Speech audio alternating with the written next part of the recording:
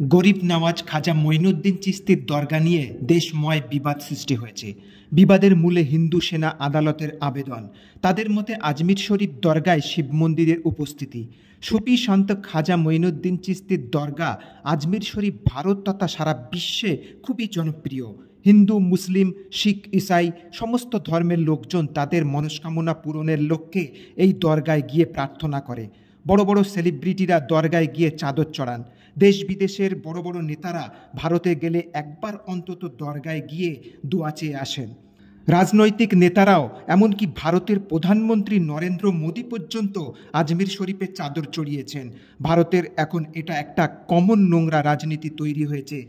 যে কোনো সংগঠন আদালতে গিয়ে আবেদন করে দিচ্ছে যে কোনো মসজিদ বা দরগাকে নিয়ে যে সেখানে বহুকাল আগে কোনো মন্দির ছিল, তা নিয়ে রাজনৈতিক বিবাদ শুরু হচ্ছে, পরে সেটা ধর্মীয় হিংসায় পরিণত হয়।